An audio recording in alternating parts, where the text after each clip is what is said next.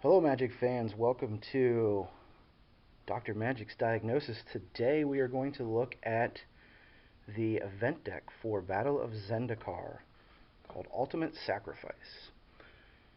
The event decks are something that Wizards has been producing now for a while to give people easy access to Friday Night Magic and Friday Night Magic tournaments in a competitive manner. Right now these decks are retailing for $24.99. There's a 60 card main deck with a 15 card sideboard. You get the box as well as a dice to keep your life. Over time these decks have become more and more competitive with a better structure to them, and this Battle for Zendikar Ultimate Sacrifice is no different. Looking at the deck, there's a lot of great synergy, very playable right out of the box, and a lot of great value as well. Currently, the value of the cards that are in this actually outweigh the cost of buying the deck. So, great deck, great value, fun to play. Let's take a look at what is inside. The title of the deck is Ultimate Sacrifice, and the concept there is that you have a lot of creatures that are giving you value beyond just being a creature. So they're not only a creature for you, but also a resource to you and to the synergies that exist within the deck. So we're going to talk about kind of what makes the baseline of your enablers here. You have 4 blister pods. It's a 1-drop, so bring it out on turn 1, gives you a body, and it also, when it dies, it gives you a Scion token, which is a 1/1 colorless Eldrazi token that you can actually sacrifice for mana. So not only does he give you a body, but he replaces himself when he dies. Sultai Emissary is similar in that when he dies, you manifest the top card of your library. So later on, we're going to talk about the synergies with sacrificing your creatures, having your creatures die. These guys feed into that in that they give you card advantage, 2 cards for 1. Eyeless Watcher, a 1/1, he brings 2 of those Scion tokens with him, so there's 3 bodies for the price of 1. Catacomb Sifter brings an Eldrazi spawn with him, but he also has a secondary ability that whenever one of your creatures dies, you get to scry 1. Scry is something that's kind of gone away in the current standard with the rotation of Theros, but it's a very powerful ability, and it lets you pick and choose the next card that you're going to draw to continue your synergy and making sure that you have what you need when you need it. That scry happens whether or not it's an Eldrazi token that you sacrifice, whether one of your opponents kills one of your creatures, or whether you sacrifice it to another sacrifice outlet that we'll talk about in the value section. Alright, let's talk about the value portion of the deck. You have creatures that come in and bring some other friends with them or give you some advantage when they die. So let's talk about what that advantage means to you. There are 2 Zulaport Cutthroats. Whenever he or another creature you control dies, your opponents lose a life and you gain a life. Doesn't care how they die, so whether it's you sacrificing them, them killing them, whatever, there's going to be a life swap there. You have Rot Shamblers. There's 4 of them. Whenever another creature you control dies, put a +1/+1 counter on the Rot Shambler. Get very big, very fast, becomes a big threat for your enemy to take care of, and if you have multiples out, each time one of them dies, they both get bigger. So we've got a couple of enablers here to make sure that you can kill your creatures when you want to kill them. Nantuko Husk allows you to sacrifice a creature, and he gets pumped up for the turn. So you could bring out your 1/1 Blister Pod. You could swing in with your Nantuko Husk, sack the Blister Pod to the Nantuko Husk. The Nantuko Husk becomes a 4/4 until the end of turn. The Zulaport Cutthroat deals a damage, you gain a life, the Rot Shambler gets a counter, and Blister Pod leaves behind a Scion. So a lot of synergistic values there to help you with your creatures and pumping those. Vampiric Rites, for a black and a colorless mana, you can sacrifice a creature, you gain a life, and you draw a card. The thing to remember about that is it's an ability, so it can be done at instant speed. So if your opponent is going to kill one of your creatures is going to be lost anyway. As long as you have a black and a colorless mana, You can sacrifice that creature, get some continued value off of it, gain a life, and draw a card. Drawing cards obviously allows you to keep your hand full of threats, keep your synergy working, and make sure that the next cards that you play continue your combination. The last couple of cards here, Bone Splinters, one of the best removal cards in current standard. Forces you to sacrifice one of your creatures to destroy another creature. The good news here is your opponent's going to care about their creatures a lot more than you will, because your idea is to sacrifice your creatures. You're going to get value off of them, living or dying, and they most of the time don't have that luxury. So it's really a drawback for them and not much of a drawback for you. With all the creatures going to your graveyard, Murderous Cut is a great removal spell. Targets any creature at instant speed and takes advantage of the Delve mechanic. Delve mechanic is you can offset the costs of playing the card by removing cards from your graveyard, in your graveyard from the game. And you're going to have plenty of those cards in your graveyard to fuel your Murderous Cut, who becomes a 1 or a 2 cost removal spell just when you need it. Let's talk about the high end of the deck, the bombs, the things that really, really make the deck work. One of the nice things about these event decks is they've included more and more value. This one is no different. The first one we have is Warden of the First Tree. Not necessarily the most synergistic card with the rest of what you're doing, but it is the best 1-drop for green in the current standard. He's a 1 for 1 green. For 2 mana, you can turn him into a 3/3. For a couple of more mana after that, he becomes 3/3 lifelink and trample. And then as the game goes on, you spend more and more mana. He continually gets bigger and bigger and bigger. He's a threat that your opponents have to deal with, which usually leaves the rest of your combination pieces alone until you're completely set up. Grim Haruspex goes really, really great with the deck. Anytime a non-token creature that you control dies, you get to draw a card. The caveat there is non-token. So some of your creatures are tokens. So he's a great card, but does have the limitation there that it has to be a creature. Not a big deal, but it's just something that you should be aware of. However, the Smothering Abomination, whenever you sacrifice a creature, you draw a card. He doesn't care if it's a Scion token that you're sacrificing or one of your creatures. And for whatever reason you do it. Not only do you get the value off sacrificing it, but then you get to draw a card for him. And he forces you to sacrifice a creature at the beginning of your upkeep.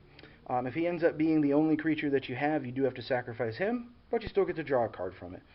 Great card, enables the strategy here and synergizes really well with the rest of the deck. Similarly, Whisperwood Elemental. Whisperwood Elemental's been in standard for a while, made a lot of waves, been in a lot of championship decks. 4/4 for 5 mana, not that much. Kind of tops out your curve. And one of the great things about him is at the end of every one of your turns, you get to manifest the top card of your library, which is just yet another creature. And you can sacrifice that creature, utilize that creature in any way. He also has one other ability that will help you if your opponent tries to wipe out all of your creatures at once. He can help you manifest creatures in response and rebuild your army rather quickly. Brood Butcher, great symmetry, great combo piece here. He's a 3/3. When he enters the battlefield, he does bring a Scion with him.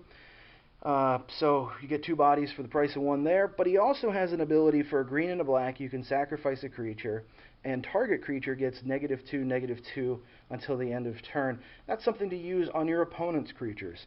So in this case, if we had a Smothering Abomination out with the Brood Butcher and his Scion token, pay 2 mana, you would sacrifice it, his creature would get smaller or potentially die, and you would get to draw a card off of the Smothering Abomination. So good synergy between those two. Hangerback Walker. Hangerback Walker is one of the best cards in Standard, period. Right now, carries a price tag somewhere between $15 and $17 retail. Pretty good when considering that you're going to pay about $24, $25 for the event deck. Hangerback Walker is never a bad time to draw it, never a bad time to play it.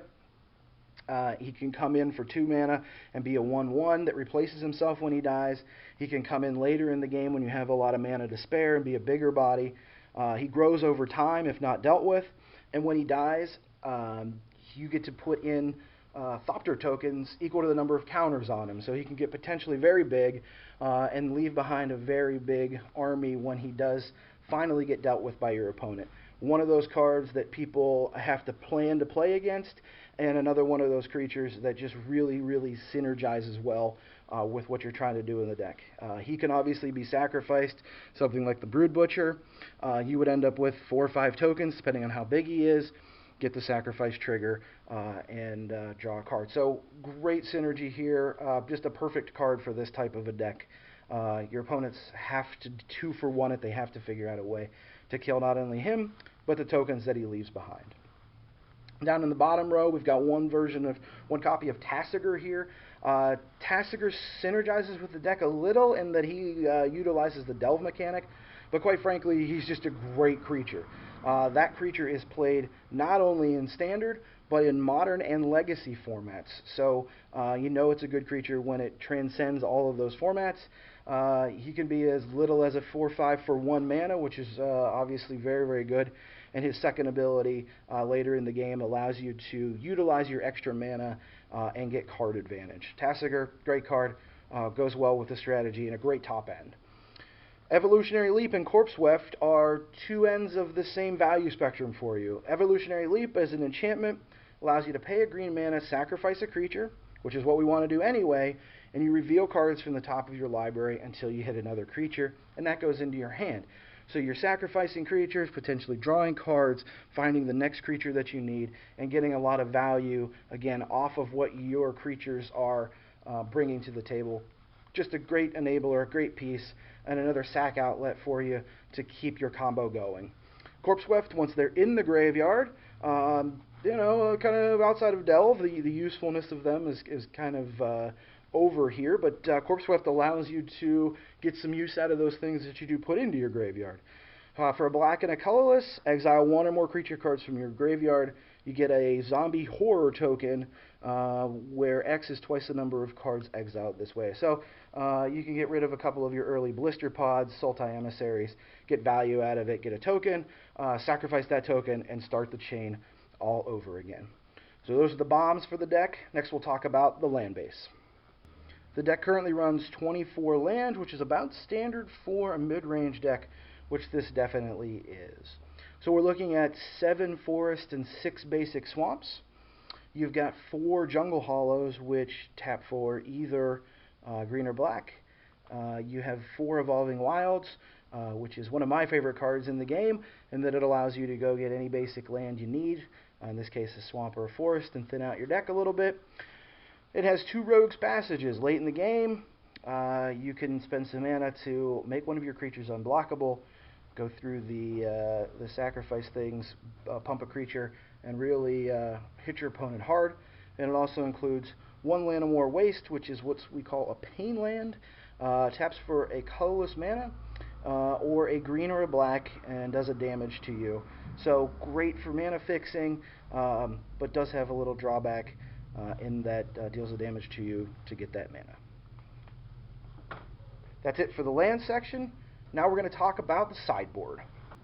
One of the great things about the event decks is that they come with a sideboard, a 15-card sideboard that you can use to complement your deck in your tournament environment to help you against different matchups. If you've been playing Magic for a while, you know the difference between winning a little and winning a lot is having the right cards for those matchups. And these help you against a lot of the decks you'll see in your Friday night meta. First we have Duress. Duress is a catch-all spell for decks that like to rely on spells. A lot of times that's control, trying to keep you from doing what you want to do, or have board wipes to take care of all of your threats at once. Duress helps you to pluck those out so you don't have to play around those. Caustic Caterpillar, a 1-drop for 1. For a green and a colorless, you can destroy an enchantment or an artifact. Things like Sphinx's Tutelage are big right now, with people trying to make you mill out. The little caterpillar comes down early. Once they have the enchantment on the field, just pay a couple of mana, and that troublesome enchantment or artifact goes away. Also should be noted, it's a sacrifice ability, so your creatures that trigger when your creatures die or something is sacrificed also benefit from him being sacrificed. Jotty Offshoot, there are 4 of these. Great card against those aggressive decks who are trying to pump through a lot of damage very early in the game. It's a 1-drop, so it comes out on your first turn. It's a 0/3. It has Defender, which means it can't attack. Not that it could do much if it got there, being a 0/3, but it also has Landfall, and the Landfall is whenever you play a land, you gain a life back. So helps you to stop, slow down those aggressive decks and repair some of the damage that they've done. The deck has 2 ultimate prices. One of the best removal spells as long as you're not playing against people with multicolored creatures. You'll know that after the first game. If they are relying on single color creatures, ultimate price is a card to bring in, and you can kill some of their creatures before they can do damage to you. Cranial Archive is the last one there. Cranial Archive, kind of a catch-all. If you're playing long games, late into games, you're playing against a Sphinx's Tutelage deck where they're trying to put your library into your graveyard, Cranial Archive can help you to shuffle that back in. For 2 mana, it comes down. For another 2, it gets exiled. Target player shuffles his or her graveyard into his or her library, and you draw a card, so it's a cantrip as well. Another thing to note on that, it does say target player. So if your opponent does happen to be using their graveyard as a resource, doing some shenanigans with creatures coming in and out of their graveyard, you can use Cranial Archive to zap their graveyard. You still get to draw the card, and they no longer have that resource. I wanted to take a quick minute here and just show you some of the combinations and synergy that exists in the Ultimate Sacrifice deck. So here we go. So we've got these creatures out. A Catacomb Sifter comes into play under our control, brings in a Scion token, and we're going to sacrifice that Scion token, and I'm going to show you the value that you can get off of just sacrificing the 1 creature with the combination of cards that you have in the deck. So we have a Brood Butcher here. For a green and a black mana, we can activate its ability, sacrifice a creature, target creature gets -2/-2 until end of turn. So we're going to tap a black, we're going to tap a green, we're going to activate this, and we're going to sacrifice the Scion token that we got for free off casting the Catacomb Sifter. Brood Butcher ability triggers. Opponent's creature gets -2/-2 until end of turn, either reducing it in stature or killing it. The creature dies, so Zulaport Cutthroat triggers. Your opponent loses a life, you gain a life. Creature you control died. Rot Shambler triggers. He goes up in size, gets a +1/+1 counter. And Smothering Abomination, you sacrifice a creature to activate that ability. You get to draw a card. And Catacomb Sifter says whenever another creature you control dies, you get to scry 1. So for 2 mana and sacrificing 1 creature, you reduce or eliminate one of your opponent's creatures. You get a life and they lose a life. One of your creatures gets bigger, you draw a card, and you get to scry. So that's just one example of the way that the cards in Ultimate Sacrifice work together and some of the synergies that exist between the cards that are in the deck. While out of the box, Ultimate Sacrifice is a great deck, there are a few pieces that we can add that will help us to make sure that we always have the pieces that we need to ensure the most synergy from the pieces that we have. So in this case, the deck comes with 2 Zulaport Cutthroats. That's a card that I think you should run 4 of. It's very splashable in that it's only 1 black mana and another color. It's value from the beginning of the game till the end of the game, and they are from the new set. They're uncommons. They're only a quarter. Small investment. Just make sure that you always have one of those guys on the field, so when you're sacrificing your creatures, you get the most out of it. Llanowar Wastes. Llanowar Wastes is another great piece just because it ensures that you have the color mana you need when you need it. Llanowar Wastes right now just reprinted in the Origin set. They go for about $2.50. The deck comes with 1. I would recommend running 4. You can cut some Evolving Wilds for that, and your mana will not miss a beat. You'll have what you need when you need it. Smothering Abomination.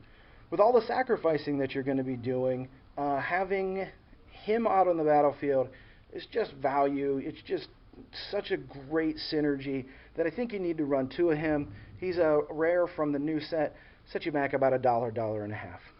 Grim Harspex from Khans of Tarkir. A little more limited than the Smothering Abomination, but he still is a nice splashable body and still gives you value off creatures that die. I would put another one of him in there. Same with Whisperwood Elemental.